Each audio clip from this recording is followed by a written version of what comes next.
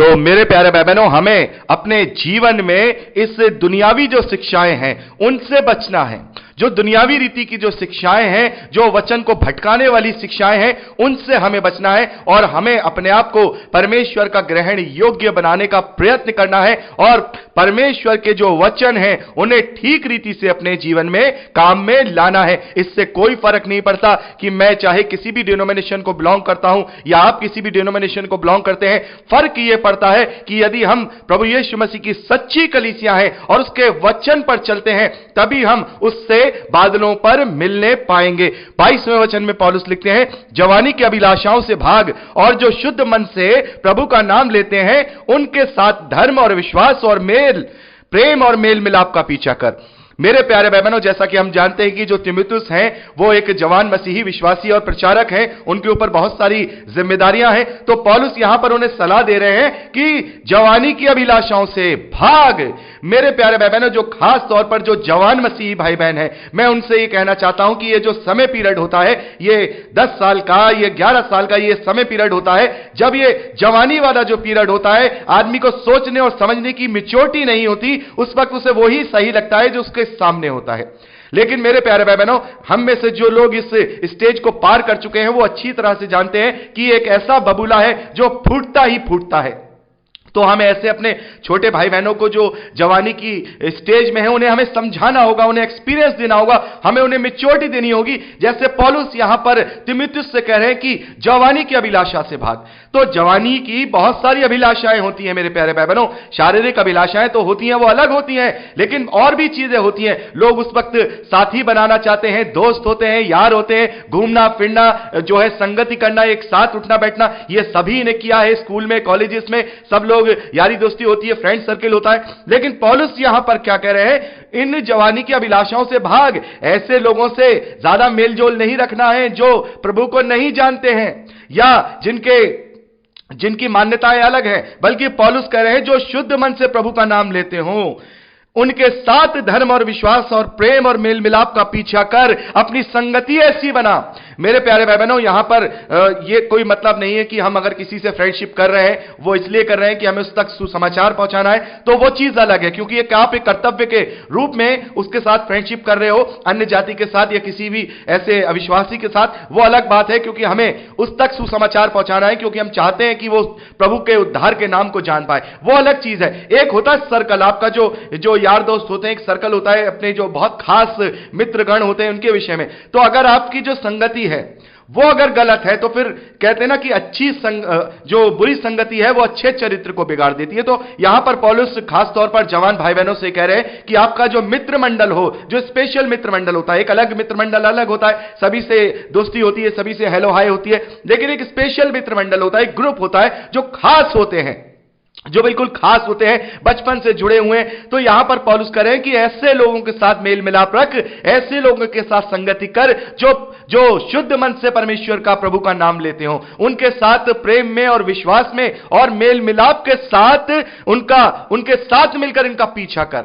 अपनी जवानी की अभिलाषाओं का नहीं, तू अगर अपनी संगति अगर प्रभु के लोगों की आपस में बना लेगा तो एक दूसरे को तुम संभालोगे।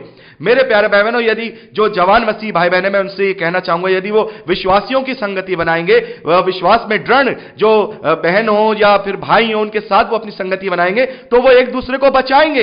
एक दूसरे को, यदि वो कोई गिर रहा होगा तो वो हाथ पकड़ लेंगे, उसको समझा देंगे, नहीं भाई ये नहीं करना है, ये प्रभु के विरोध में है।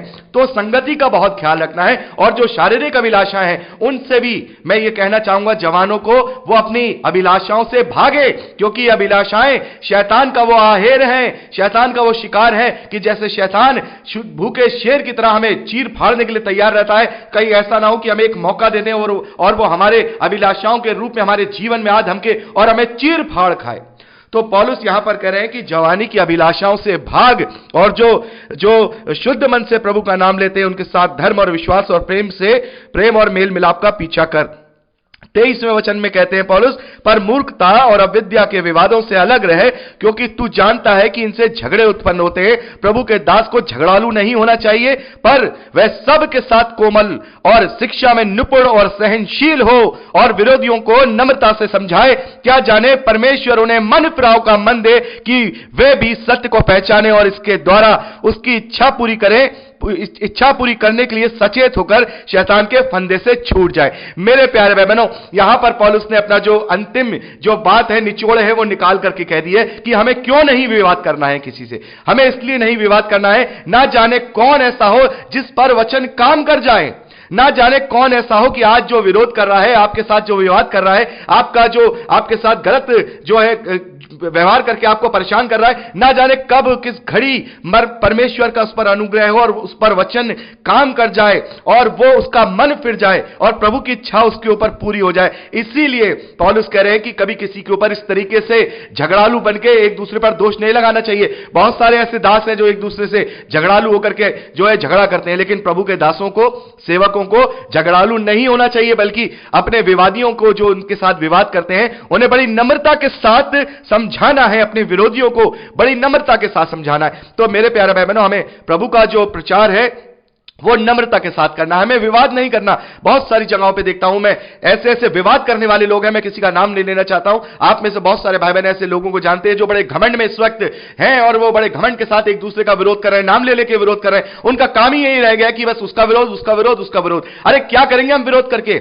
अगर काम ही करना है तो प्रभु के प्रचार को लेकर के आइए, प्रभु के सत्य वचनों को लोगों तक लेके आइए। ऑटोमेटिकली लोग उनसे बच जाएंगे, ऑटोमेटिकली लोग बच जाएंगे। मैं ये कहूं कि वो गलत है, वो गलत है, वो गलत है, अरे मैं क्यों कहूं वो गलत वो सही? प्रभु उनका न्याय करेगा। मैं तो कहूंगा परमेश्वर का वचन ये सही है, इसे अपने जीवन में लेकर के आओ, अपने जीवन में इसे उतारो, तो मैं उसका जीवन बदलने पाऊंगा। विवाद करने से क्या होता है, जो वचन में कमजोर होते हैं, वो जो सुनते हैं, उनकी बुद्धि बिगड़ती है। जैसा हमने 14वें वचन में पढ़ा कि वरन सुनने वाले बिगड़ जाते हैं। तो हमें इस प्रकार के विवादों से बचना होगा कि उसने ये कहा, उसने ये कहा। बहुत सारी जगहों पे हम देखते हैं, क्योंकि हम तो ऑनलाइन सेवकाई में हैं और हम बहुत सारी जगहों पे ऐसे देखते हैं, फेसबुक हो, चाहे वो यूट्यूब हो, चाहे वो ट्विटर हो, हर जगह हम देखते हैं कि बहुत सारे दो दास आपस में ऐसे झगड़ रहे होते हैं, लगता ही नहीं है कि ये मसीह विश्वासी हैं। हर एक दूसरे को एक दूसरे की नम्रता से सह लो। यदि एक दूसरे की बात समझ में नहीं आ रही है तो नम्रता से समझा दो। अगर नहीं समझ में आ रही तो प्रभु पे छोड़ दो, प्रभु पे छोड़ दो। प्रभु से उसके लिए प्रार्थना करो कि प्रभु इसको बुद्धि दे, प्रभु उसको सत्य वचनों की रोशनी दे, और यदि मैं गलत हूं तो प्रभु मेरा ज्ञान तू खोल। ऐसा नहीं कि मैं उसी पे कहूं कि वो गलत है, उसके लिए प्रार्थना नहीं, अपने लिए भी कि यदि हम दोनों में से अगर कोई गलत है तो प्रभु उसकी बुद्धि खोल, ताकि हम भाई आपस में मेल से रह पाए, हम आपस में विवाद ना करें, हम आपस में एक दूसरे को सम्मान दें, हम एक दूसरे का सम्मान देकर के उसको संबोधित करें, ना कि किसी को नीचा दिखाने के लिए। याद रखिएगा मसीह प्रचारक हो, अगर आप किसी को नीचा दिखाओगे तो याद रखना प्रभु ने हमें यह नहीं सिखाया है कि हम किसी को नीचा दिखाएं, क्योंकि हो सकता है कि कल वो जो आज हमारा विरोध कर रहा है, पौलुस कह रहे हैं, हो सकता है कि आगे आने वाले समय में वो सत्य को पहचान ले, आगे आने वाले समय में परमेश्वर की इच्छा उसके ऊपर पूरी हो जाए और वो सचेत हो जाए और शैतान के फंदे से छूट जाए। हो सकता है कि मैं ही छूट जाऊं, मुझे ही कल गलती का एहसास हो जाए। इसीलिए अपने आप को बड़ा नहीं बनना है, बल्कि प्रभु यीशु मसीह ने कहा कि तुम एक दूसरे के दास होना, तुम एक दूसरे के सेवा करना। तुम में से कोई बड़ा होगा ना तुम में से कोई छोटा होगा।